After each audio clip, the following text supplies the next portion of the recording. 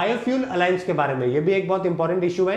तो अभी रिसेंटली दोस्तों जैसे कि इंडिया ने Indian international solar alliance launch किया था, उसी प्रकार से one sun one earth one roof वो भी हमने लॉन्च किया। इसी प्रकार से एक नया इनिशिएटिव है जो कि हमने लॉन्च किया जिसका नाम है ग्लोबल बायोफ्यूल अलायंस। दुनिया के 19 कंट्रीज ने दोस्तों इसको ज्वाइन है जो कि कर लिया है। हम क्या चाहते हैं कि दुनिया जो है वो क्रूड ऑयल से हटकर बायोफ्यूल के ऊपर आ जाए, उनसे एनर्जी का प्रोडक्शन है जो कि करे। अब जो गल्फ वाले कंट्रीज हैं जो कि चाहते हैं कि ऑयल जितने से जितना आगे बढ़े, वो तो चाहेंगे नहीं, तो डेफिनेटली सऊदी है, यूएई, ये इतना फेवर नहीं कर रहे, लेकिन दुनिया के बाकी जो देश है वो बहुत फेवर कर रहे हैं इसको। तो ग्लोबल बायोफ्यूल अलायंस है जो कि लॉन्च किया, जिसमें 20% पेट्रोल के साथ में हम लोग ग्लोबली चाहते हैं कि ब्लेंड किया जाए बायोफ्यूल को, ताकि 20% तो रिडक्शन है जो कि क्रूड ऑयल के अंदर हो सके। G20 समिट के अंदर ही जो है इसको अनाउंस किया गया। इसको US, Brazil, south Africa, Bangladesh, Italy, कई सारे देशों के द्वारा रजामंदी है जो कि मिल गई है। कई सारे कंट्रीज ने इसके अंदर मेंबरशिप ऑलरेडी ले चुके हैं। Argentina, Brazil, Italy, Mauritius, south Africa, UAE, US, Canada, Singapore, ये सारे ऑब्जर्वर के स्टेटस के तौर पे भी इसके अंदर ज्वाइन कर चुके हैं। तो क्लीन एनर्जी जो है वो हम लोग पूरी दुनिया के अंदर प्रमोट है जो कि हम लोग कर रहे हैं। अगर आप यहाँ पे देखोगे तो 19 कंट्रीज ज्वाइन कर चुके हैं, 12 ग्लोबल बॉडीज भी एग्री कर चुकी है कि वो भी इसको ज्वाइन है जो कि करेगी। तो ये हमारे लिए एक अपने आप में काफी बड़ा इनिशिएटिव है और काफी बड़ा एक तरीके से हमारी सक्सेस भी आप मान सकते हो, है ना। इस 19 कंट्रीज के अंदर जो 7 कंट्रीज है ये तो आपको G20 से मिलेगी, और बाकी जो है 8 कंट्रीज जो है वो हमारे इनवाइटी नहीं है।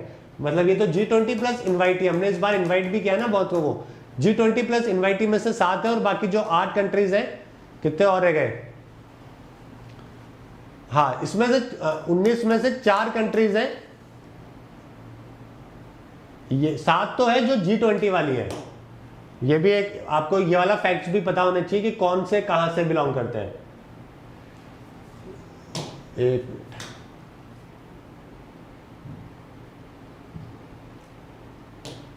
हाँ, तो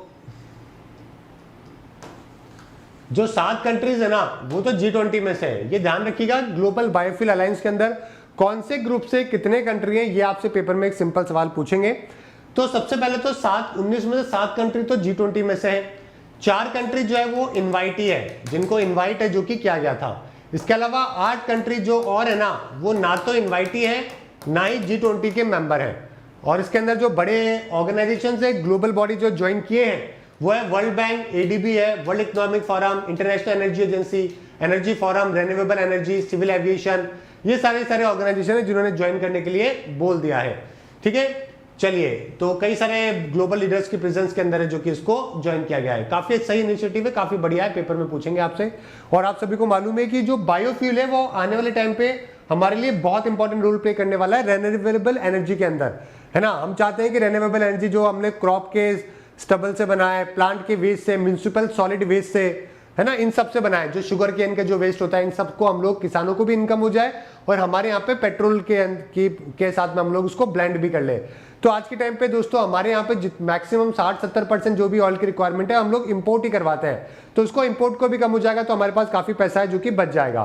तो एग्रीकल्चर वेस्ट से हम लोग इसको बनाने के ऊपर काम कर रहे हैं। 2025 तक 20% का टारगेट है कि इथेनॉल पेट्रोल के अंदर ब्लेंड करेंगे, और साथ में सीबीजी जो कंप्रेस्ड बायोगैस प्लांट है वो भी हम लोग एस्टैब्लिश है जो कि करेंगे।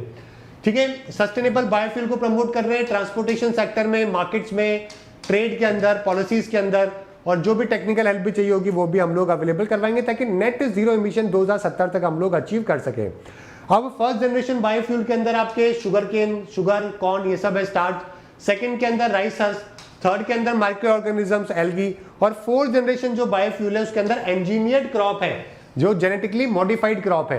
कार्बन नेगेटिव है, इसके अंदर कार्बन नेगेटिव अचीवमेंट होता है। पिछले वाले में न्यूट्रल था, उससे पहले ग्रीन हाउस गैसेस का कंटेंट थोड़ा कम था। तो धीरे धीरे डेवलपमेंट करते करते अभी हम लोग फोर्थ जनरेशन के ऊपर है जो कि पहुंच गए हैं, जिससे हम लोग कार्बन नेगेटिव प्रोड्यूस कर सकते हैं।